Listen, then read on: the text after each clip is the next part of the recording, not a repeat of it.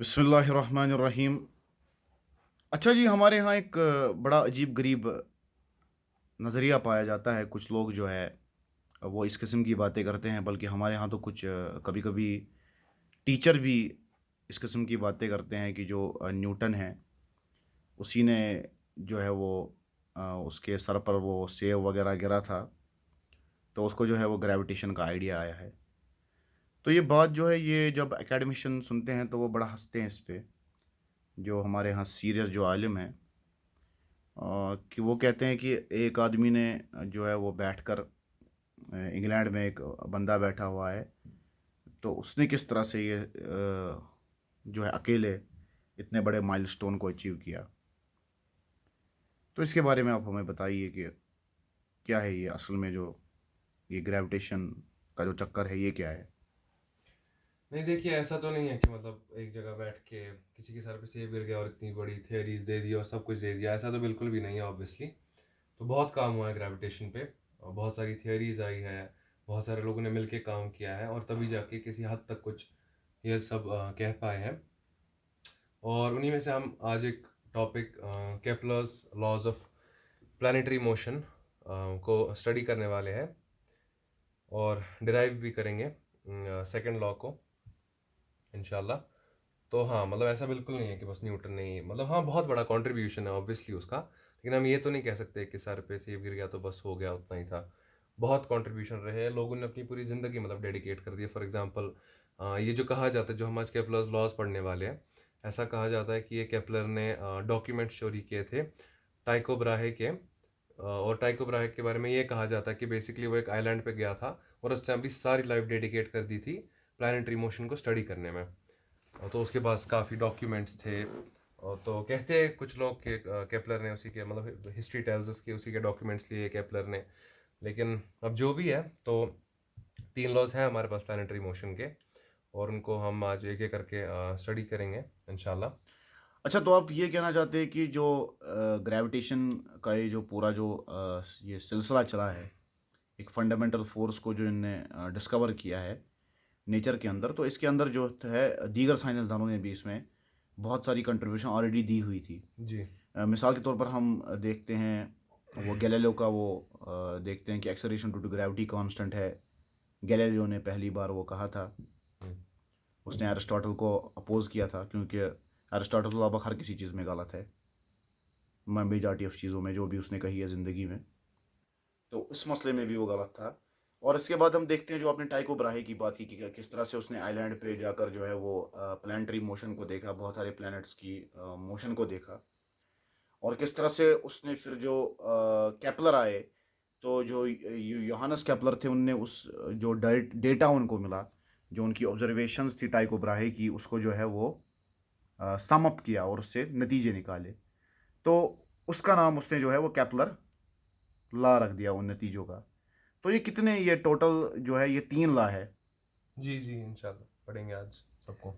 तो ये जो है आप अ, हमें जी बताइए कि ये जो कैपलर्स के ला है, कैपलर ने दरअसल क्या देखा कि जो डाटा उसको मिला, हम्म। जब प्लानिटरी मोशन का सालों भर का डाटा उसने जमा किया, तो जी। उसने क्या कंक्लूजन निकाला उससे।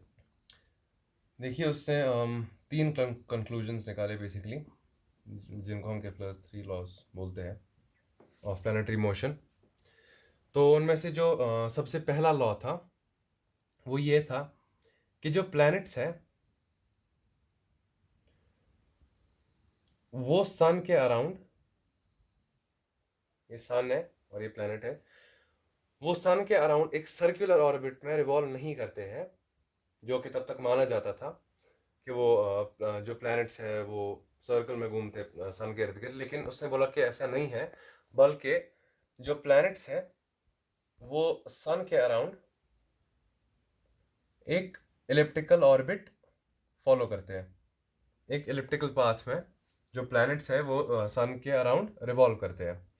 तो यही था Kepler's first law of planetary motion. तो ठीक। जी। और जो Kepler's second law of planetary motion था वो ये था। नहीं जी, पहले हम जी करते हैं ना, इसी पे फर्स्ट लॉ पर ही बात करते हैं, थोड़ी बहुत करते हैं। देखिए, सबसे पहली बात तो है कि सर्कल में वो मोशन नहीं होता, ठीक है। जी।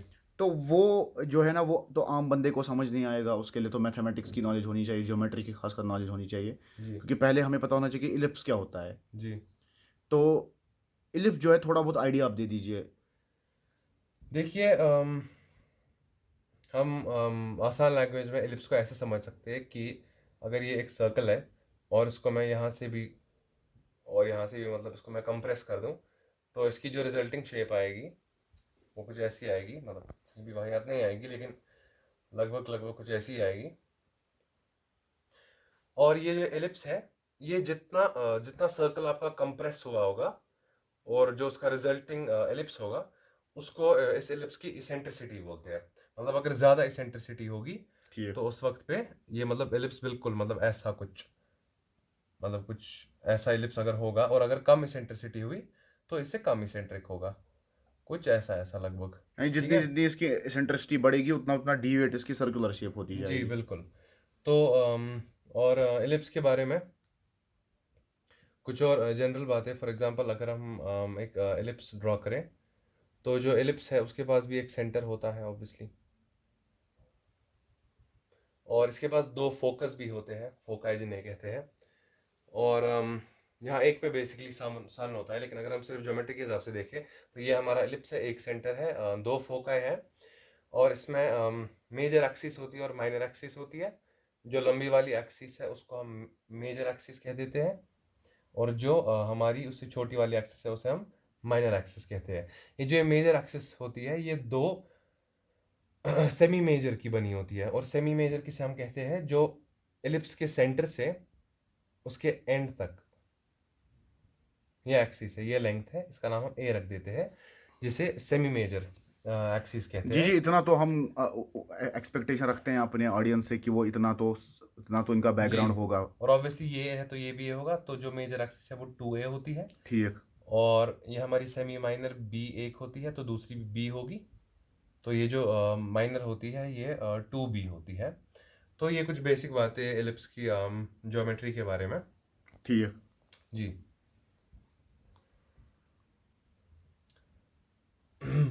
तो नहीं, जब ये कैपलर ने इसको कहा कि इलिप्टिकल ऑर्बिट है सन के अराउंड, तो उसने जो है सन को वो कहाँ पर माना, वो माना वन ऑफ द फोकाई पे जी माना। वन ऑफ द फोकाई, जी जी बिल्कुल। उसने बेसिकली कहा कि अगर ये हमारा प्लैनेट का ऑर्बिट है, तो इसमें जो इस एलिप्स का जो एक फोकस है यहाँ पे सन है, और बाकी प्लैनेट यहाँ से रिवॉल्व कर रहा है इसके अराउंड। ठीक ठीक। जी। और जहाँ पर सबसे ज़्यादा कम डिस्टेंस रहती है सन के साथ, उसका उसने क्या कहा उस पॉइंट को। जी वो हम अभी सेकंड लॉ में हम उस पे आ जाते हैं, क्योंकि वो सब सेकंड लॉ से ही रिलेटेड है। अच्छा ठीक जब है। हम जी बिल्कुल। अच्छा, तो जी ये पहली जी इनकी ऑब्जर्वेशन थी जो उनने टाइको ब्राहे से वो डेटा वगैरह देखा था प्लानिटरी मोशंस का, तो उनने देखा कि इस तरह से उसकी जो ये है, जो उसकी मोशन है, वो सर्कुलर पाथ में नहीं है, बल्कि किस में है, एलिप्टिकल पाथ में है। हम्म। ठीक है, तो उनने पहला ये नतीजा निकाला उस डेटा से। और जाहिर सी बात है कि उनको मैथमेटिक्स आती थी, उनको ज्योमेट्री भी आती थी, तो ऐसा नहीं है कि कोई नॉन मैथमेटिकल बैकग्राउंड का बंदा जो है उसको तो ये सब चीज़ें समझ नहीं आती कभी भी। तो उनने जो है ये पहला नतीजा निकाला, और जिसको हम केपलर का पहला लॉ ऑफ कहते हैं, प्लानिटरी मोशन का कहते हैं। तो इन्हीं प्लानिटरी मोशन को जो थे, इनका ज़रूरी एग्री करना था किसके साथ, न्यूटन के लॉज ऑफ मोशन के साथ। जो न्यूटन ने लॉज ऑफ मोशन अपने दिए हैं, उनका एग्री करना केपलर्स लॉ के साथ करना ज़रूरी था, क्योंकि जो केपलर के लॉ है ये ऑब्जर्वेशन है। ठीक है। जी जी। तो अगर न्यूटन का लॉ जो डिविएट हो जाता केपलर के लॉ से, हम्म।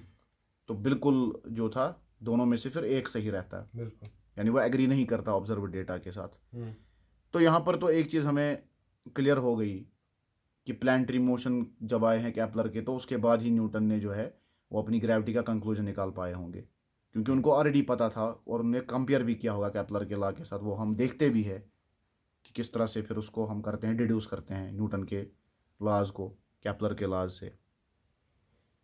तो अब हम केपलर सेकंड लॉ पे आ जाते हैं, और अगर मैं समराइज करके इसके सेकंड लॉ को कह दूं, तो वो लॉ हमें सिंपली ये कहता है कि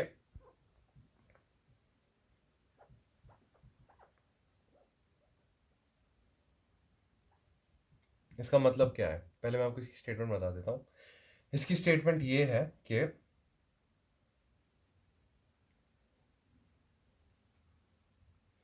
जब एक इलिप्टिकल ऑर्बिट में एक प्लैनेट सन के अराउंड रिवॉल्व करता है तो इक्वल अमाउंट ऑफ टाइम में इक्वल एरिया स्वीप करता है। इसका मतलब ये है कि लेट्स से कि पहले प्लैनेट यहाँ पे था, ठीक है, और उसके बाद ये प्लैनेट जो है ये यहाँ पे आ गया। तो पहले यहाँ पे था, ठीक है, उसके बाद ये प्लैनेट यहाँ पे आ गया, तो इसका जो एरिया स्वेप्ट है वो ये है। लेट से इसने एरिया स्वीप, इसने यहाँ से यहाँ ट्रैवल टाइम टी में किया, ठीक है, T1 में इसने यहाँ से यहाँ ट्रैवल कर दिया और इसने एरिया, इतना एरिया स्वीप किया। अब केपलर्स सेकंड लॉ हमें ये कहता है कि जब ये और T1 के लिए ट्रैवल करेगा, फॉर एग्जांपल अगर इस प्लैनेट ने यहाँ से फिर से T1 के लिए ट्रैवल किया, मिसाल के तौर पर हम मानते हैं 1 घंटा। जी बिल्कुल, लेट से मतलब for the sake of example 1 घंटा, अगर 1 घंटे में यहाँ से यहाँ गया, तब ये प्लैनेट जब फिर से 1 घंटे से यहाँ जाएगा तो इस बारी भी ये जितना एरिया स्वीप करेगा वो इक्वल होगा, वो इसके बराबर ही होगा। मतलब इक्वल इंटरवल्स ऑफ टाइम में जो एक प्लैनेट है वो इक्वल एरिया स्वीप करता है। अगर ये एरिया ए है तो ये एरिया भी ए ही होगा। तो यही हमारा केपलर सेकंड लॉ है और इससे बहुत ही इंपॉर्टेंट कंक्लूजन्स निकले और वो कंक्लूजन्स ये थे कि जो एक प्लैनेट है उसकी कांस्टेंट एरियल वेलोसिटी है,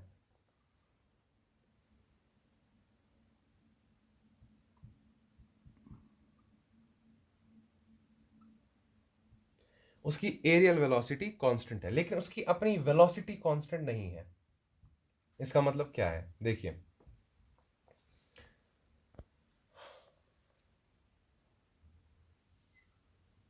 मान लेते कि एक एलिप्स है, वैसा है तो नहीं, लेकिन ये इसको हम एक एलिप्स कंसिडर कर लेते हैं और यहाँ पे सन है, ठीक है। अब देखिए एक प्लैनेट यहाँ पे है, ठीक है, और इस प्लैनेट की जो मोशन है वो ऐसे है, मतलब ठीक है, ऐसे एंटी क्लॉकवाइज ये रिवॉल्व कर रहा है, ठीक है। अब ये प्लैनेट लेट से यहाँ पे है, अब ये टी टाइम के बाद यहाँ पे पहुंचता है, ठीक है, इसको टी टाइम लग गया यहाँ पहुंचने में। अब इसका एरिया स्वेप्ट कितना है,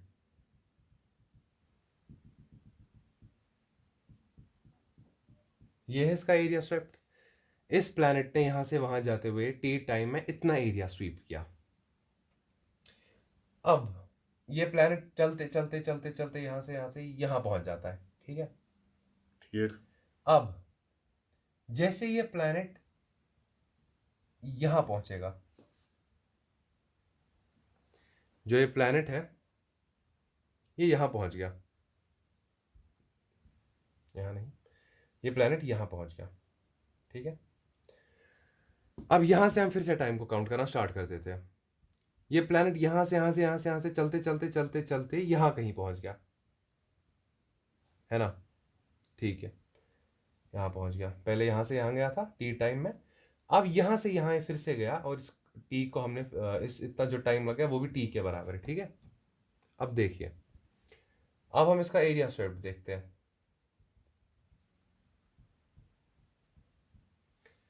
तो केपलर सेकंड लॉ ने हमें क्या कहा था कि इक्वल जब टाइम होगा तो उसमें इक्वल इंटरवल्स टाइम में इक्वल एरिया स्वीप होगा। तो जी। इसका मतलब वो ये और ये एरिया बराबर होना चाहिए। अब लेकिन देखिए, इस प्लैनेट ने इतनी डिस्टेंस ट्रैवल की, इतनी ठीक।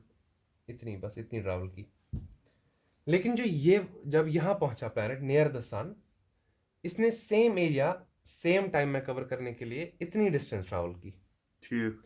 तो आपको क्लियरली दिख रहा होगा कि इसको भी टी लगा, इसको भी टी लगा, ठीक है। इक्वल एरिया स्वीप करना था ना, क्योंकि देखो अगर मैं इस ये यहां मान लूं, ये प्लैनेट यहां और ये प्लैनेट यहां, ठीक है, तो ये तो मतलब इतना बड़ा एरिया बनेगा ना, वो तो इसके इक्वल होगा नहीं। तो इसीलिए अगर मुझे इसका और इसका एरिया इक्वल चाहिए तो ये दूर होंगे ज्यादा प्लैनेट, है ना। ये एरिया और ये एरिया तभी जाके इक्वल होगा। ऐसा नहीं है ना कि मैं यहाँ पे ये प्लैनेट बनाऊं और यहाँ पे ये प्लैनेट बनाऊं और कह दूं कि ये एरिया है और ये इसकी इक्वल है, ऐसा तो हो नहीं सकता है। जिस सर्कमफ्रेंस पे उनकी डिस्टेंस जी तो बढ़ रही बिल्कुल। है। तो जो सर्कमफ्रेंस है, सेम टाइम में इसने यहाँ पे इतनी डिस्टेंस ट्रैवल की और यहाँ पे इतनी डिस्टेंस ट्रैवल की। ठीक। क्योंकि इसको एरिया अपना कॉन्सेप्ट रखना था। अब देखिए, टाइम तो सेम लग रहा है, हमें ठीक। पता है कि स्पीड किसके बराबर होती है? स्पीड होती है बराबर डिस्टेंस और टाइम। जी बिल्कुल। अब इसे डिस्टेंस अलग कवर की है सेम टाइम में, हम्म। मतलब टाइम तो सेम है दोनों का, ठीक है। हम्म। अब कौन सी दो चीजें बच गई? वेलोसिटी। हम्म। अब जब ये चीज सेम है हम्म। लेकिन ये डिफरेंट है, डिस्टेंस दिख रहे हैं डिफरेंट है, कि हम्म। D1 इसको D2 मान लेते हैं, इसको जी जी, D1, डिस्टेंस और डिफरेंस डिफरेंट तो है। इसका मतलब वेलोसिटी भी चेंज होगी, क्योंकि हम हम्म। चाहते हैं कि राइट हैंड साइड यहाँ से बदल जाए, क्योंकि टी हम्म। तो दोनों में सेम है। हम्म। अब जब डिस्टेंस बदल रही है, सेम टाइम में डिस्टेंस करनी है, तो वेलोसिटी बदल रही है ना। हम्म। तो इसका मतलब इसे ये कंक्लूजन बहुत इंपॉर्टेंट निकला कि जो प्लैनेट है उसकी जो वेलोसिटी है वो कांस्टेंट नहीं है। हम्म। इसका मतलब क्या है? जब प्लैनेट सन से दूर होता है हम्म। वो उस टाइम पे किसी अलग वेलोसिटी से ट्रैवल करता है टाइम टी के लिए, ठीक। और जब वो पास होता है सन के उस ठीक। टाइम पे वो अलग वेलोसिटी से ट्रैवल करता है। ठीक। अब देखिए, इसको यहाँ छोटी सी डिस्टेंस कवर करनी पड़ी, ठीक। तो यहाँ पे इसकी वेलोसिटी लेट से v होगी, ठीक है। हम्म। तो इसको v से चलना पड़ा D1 कवर करने के लिए t टाइम में। ठीक। अब जो दूसरी डिस्टेंस है D2 वो आपको दिख रही है कि बड़ी है D1 से, है ना। ठीक।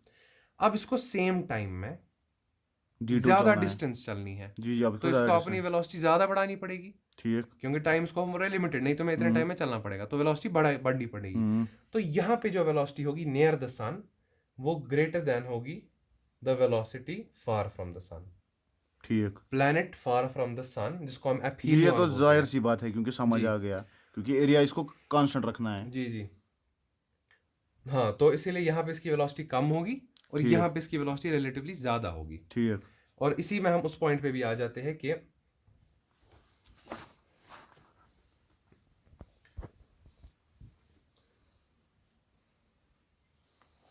ये सन है हमारा।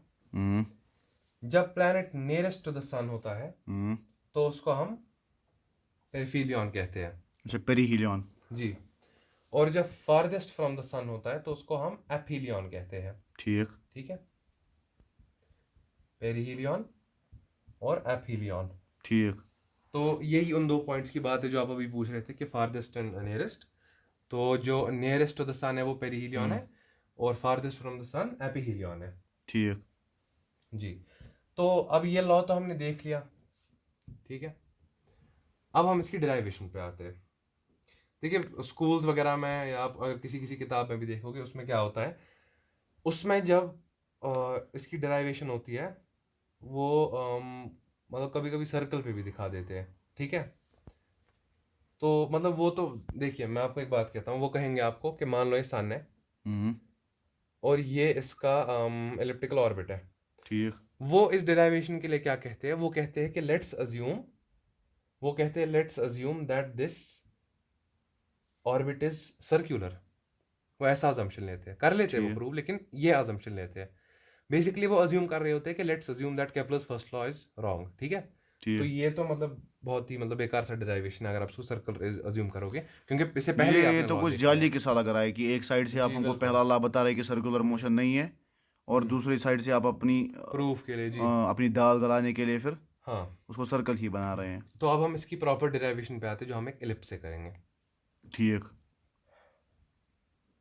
हमें प्रूव करना है कि डी ए/dt कांस्टेंट है ना, क्योंकि ठीक। असली लॉ तो यही है ना कि इक्वल टाइम में इक्वल एरिया करेगा, ठीक है। तो इस पे हम आ जाते हैं, अब थोड़ा सा बहुत अच्छा खासा डेरिवेशन है, तो चलिए।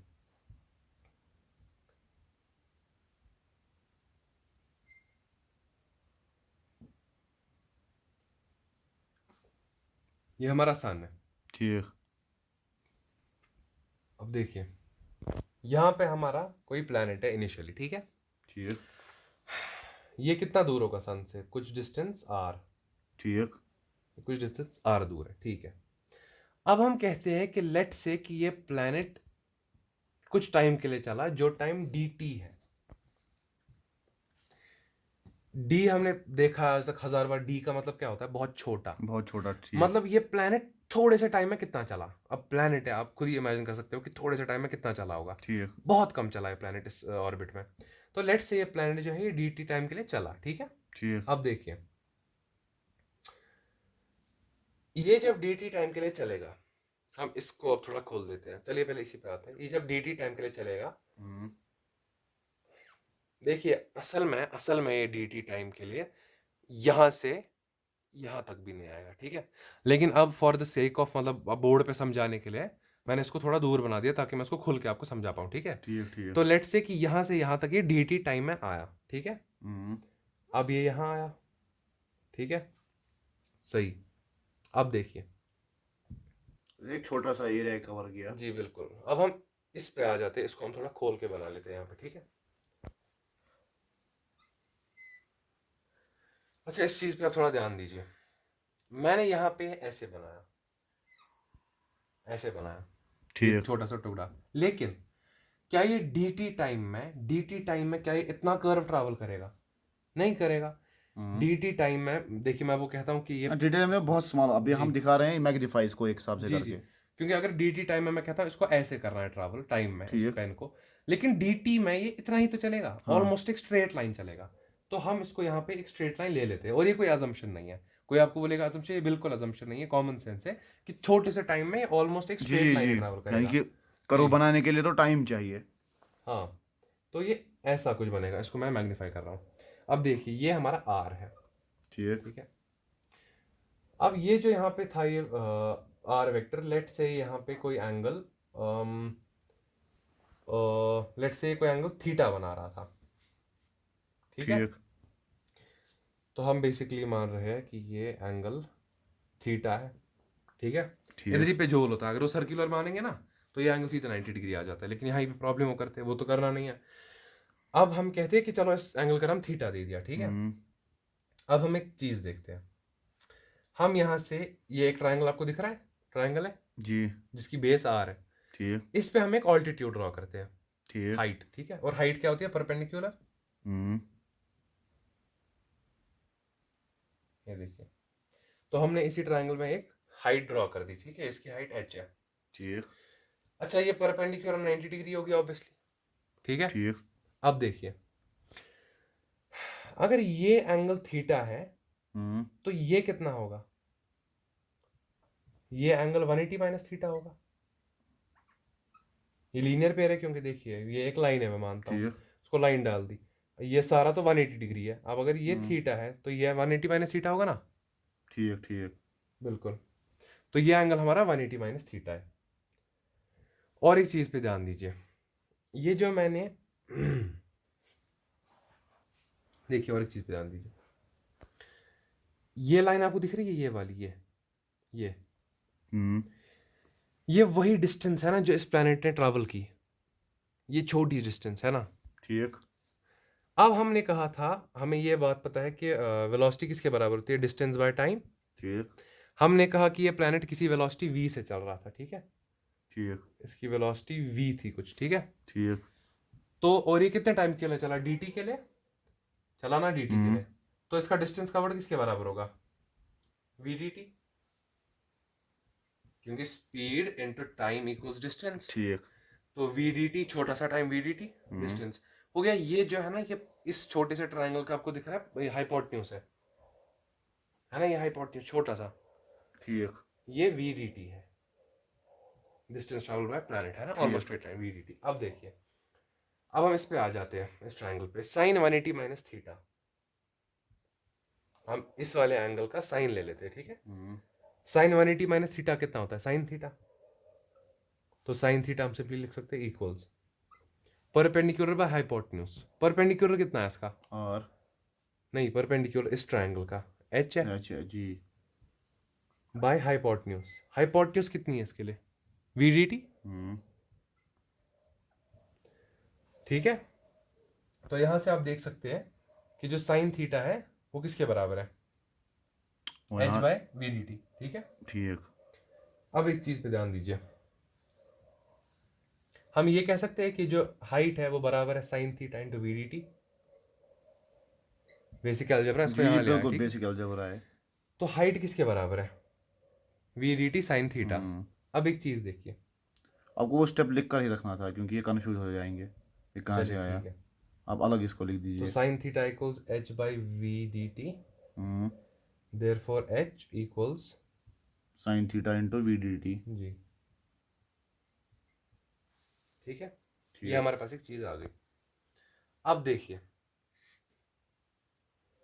मैं इस चीज को मिटा देता हूं। अब देखिए, ये प्लेनेट जब यहां से यहां चला ठीक तो इसने कुछ एरिया किया ना ट्रैवल, ठीक। है ना? हम्म। ठीक है, इसे कुछ एरिया किया कवर। ठीक। अब देखिए, ये ट्रायंगल अगर हम फिर से लेंगे ना, हम्म। मुझे बताइए कि इसका एरिया, इसने ट्रैवल किया ना एरिया, हम्म। ये एरिया किसके बराबर होगा?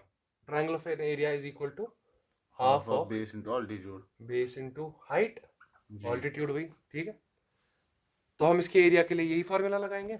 जी। बेस हमें दिख रही है आर है, हम्म। और हाइट हमने यहां से निकाली। ठीक। ठीक है, तो अब हम इसी फॉर्मूला में एरिया ऑफ ट्रायंगल इससे निकाल लेते हैं। ठीक है, ये इसको आप नोट कर लीजिए, क्योंकि अब हम इसमें इसको वैल्यू पुट करने वाले हैं। ठीक। चलिए, अच्छा, इसने इतने टाइम में कुछ एरिया ट्रेवल किया होगा, है ना, जो हम निकालेंगे अभी। लेकिन ये एरिया बहुत छोटा होगा क्योंकि ये डी टी टाइम के लिए चला है, तो इसको हम डी ए बोल देंगे। ठीक है, ठीक है। डी ए छोटा एरिया। तो डी ए किसके बराबर है? हाफ ऑफ बेस, बेस क्या है आर, हम्म। इंटू हाइट क्या हमने अभी निकाली, V D T sine theta. Theta. ठीक। वी डी टी थीटा, इस इक्वेशन को हम अपने पास रखेंगे। ठीक। ठीक है, इस इक्वेशन को हम अपने पास रखेंगे। इसका नाम हम रख देते हैं इक्वेशन 1। इस इक्वेशन को हम अपने पास रखते हैं। अब हम आते हैं और एक चीज पे, देखिए,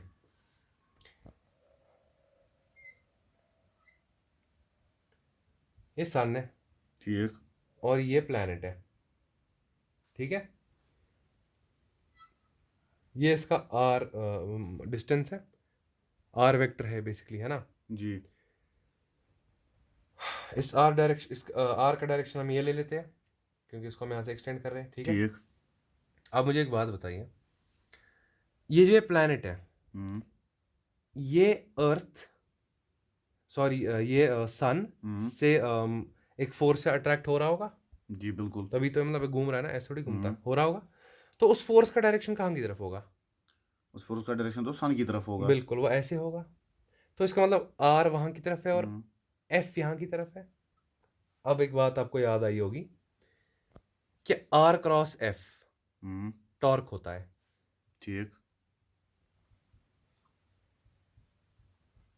ठीक है, ठीक। जो टॉर्क होता है वो किसके बराबर होता है? आर क्रॉस एफ के। ठीक। और आर क्रॉस एफ खुद में किसके बराबर बराबर होता है? R into F sine. Into sine theta. ठीक। ठीक है, अब मेरी बात देखिए, ये आर यहाँ की तरफ और फोर्स यहाँ की तरफ, तो इनके बीच का एंगल कितना है? इनके बीच का एंगल है 180 anti degree. Parallel 180 degree. Sine 180 opposite है ना एक दूसरे के। बिल्कुल, साइन 180 जीरो होता है, साइन 180 जीरो होता है। ठीक। तो ये सारा का सारा टर्म जीरो हो जाएगा, जी। तो टॉर्क क्या आया? जीरो। जीरो। ठीक है, अब हमें ये भी पता है कि जब टॉर्क जीरो होता है, हम्म। तो जब टॉर्क अबाउट पॉइंट जीरो होता है, तो एंगुलर मोमेंटम ठीक। कांस्टेंट होता है। यानी वो चेंज नहीं होता। बिल्कुल, एंगुलर मोमेंटम कांस्टेंट होता है। ठीक। तो हमने पहले प्रूव किया, पहले हमने ये एक इक्वेशन लाई। ठीक है, इस इक्वेशन के बाद हमने कहा कि देखो इसका टॉर्क जीरो है। ठीक। उसके बाद हमने कहा कि अगर टॉर्क जीरो है तो इसका जो एंगुलर मोमेंटम है वो कांस्टेंट होगा। ठीक है, ठीक। अब इस चीज को आप दिमाग में रखना कि एंगुलर मोमेंटम कांस्टेंट है। नहीं, यहाँ पर एक थोड़ा सा मैं पूछना चाहता हूँ जी कि जो इसका आर है ना, वो आप कह रहे हैं कि जो फोर्स है जी वो सन खींच रहा है अपनी तरफ, प्लैनेट को खींच रहा है विद फोर्स एफ। जी। ठीक है, हम्म, तो अब जो आर है ये क्या है? ये डिस्प्लेसमेंट वेक्टर है। ये डिस्प्लेसमेंट है। तो आपने क्या कहा कि आपने कहा कि मैं यहाँ पर टार्क को जो है इसकी, इससे मैं टार्क की इक्वेशन बनाऊंगा, जी क्योंकि आपस में क्या है 180 डिग्री पर है, तो बिल्कुल। आपने इसमें ये बना दिया। हम्म, तो मुझे इसका थोड़ा बहुत लॉजिक आप बता दीजिए कि ये आपने कैसे किया, क्योंकि एफ जो है ना, फोर्स ज़रूरी है कि उसी डायरेक्शन, फोर्स के हो सकता है कंपोनेंट हो, फोर्स तो खुद भी रेजोल्यूट होता हो सकता है ना। तो आर भी तो रिजॉल्व हो जाएगा। ठीक। देखिए देखिए, मैं आपको एक बात बताता हूँ। अगर आप कोई भी फोर्सेस देखेंगे ना, अगर आप कोई भी वेक्टर्स देखेंगे ना, हम्म। किसी भी मतलब चाहे ऐसे हो जैसी भी रखे हो, हम्म अगर वो एंटी पैरेलल डायरेक्शन में आ गए ना, हम्म तो इसका मतलब वो है 180 डिग्री पे, ठीक है। ठीक इसका तो मतलब ही वो बनता है। रिजॉल्व होने से कुछ नहीं होगा, उससे मतलब क्या फर्क पड़ जाएगा। अगर आप कह रहे हो मैं एफ को रिजॉल्व करूंगा, ठीक है, हम्म अगर आप एफ को ऐसे रिजॉल्व कर देते हो, ठीक है, ठीक तो आर भी ऐसे रिजॉल्व होगा ना। ठीक तो जो आर का ये कंपोनेंट है वो इसको काटेगा, एफ का ये कंपोनेंट है वो इसको काट देगा। ठीक तो इसको आप ऐसे भी ये कैंसिल हो जाएंगे और वैसे भी कैंसिल होंगे, ठीक है। हाँ, मैग्नीट्यूड पे डिपेंड करता है, लेकिन मैग्नीट्यूड पे तो तब डिपेंड करेगा ना जब कोई गुंजाइश होगी कोई नंबर आने की। इनके बीच का तो एंगल ही 180 डिग्री है, मगर यहाँ इसलिए। पर आप ले रहे हैं ना आर को, आप एज वेक्टर ले रहे हैं, बल्कि आर जो है वो तो एक लेंथ है। लेकिन डिस्प्लेसमेंट है ना, अच्छा अच्छा, ठीक है डिस्प्लेसमेंट का ठीक एक है। डायरेक्शन होता है ना। जी जी जी, डिस्प्लेसमेंट वेक्टर होता है, ये ठीक आर वेक्टर है क्योंकि, है ना। ठीक तो इसीलिए ये एक वेक्टर है, इसलिए इसको डायरेक्शन दे दिया हमने। ठीक ठीक।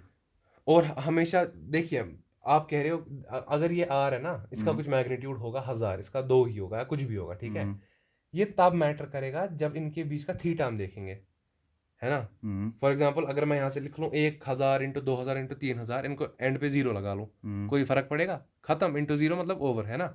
साइन थीटा की वजह से सारा जीरो बन रहा है ना। अच्छा, आप कह रहे हैं कि ये 180 डिग्री एंगल है, यानी कि बिल्कुल अपोजिट है हाँ टू ईच बिल्कुल अदर, ऑपोजिट है, तो हाँ। कोई फर्क नहीं हाँ, पड़ेगा। तो इनका क्रॉस प्रोडक्ट जीरो ही होगा, ठीक है। ठीक। आर क्रॉस मतलब है ना। तो इसीलिए हमने क्या कहा, इसका जो एंगुलर मोमेंटम है वो कांस्टेंट है, ठीक है।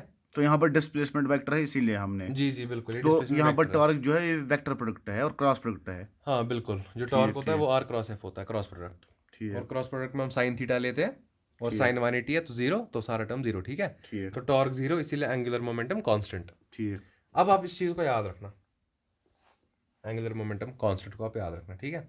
अब देखो, बस हो गया ऑलमोस्ट डेरिवेशन, 3 स्टेप हो रहे बस।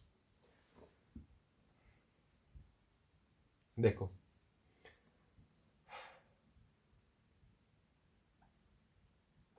हमने कहा कि जो एंगुलर मोमेंटम है वो कांस्टेंट है, कहा, ठीक ठीक है। अच्छा, एंगुलर मोमेंटम बराबर होता है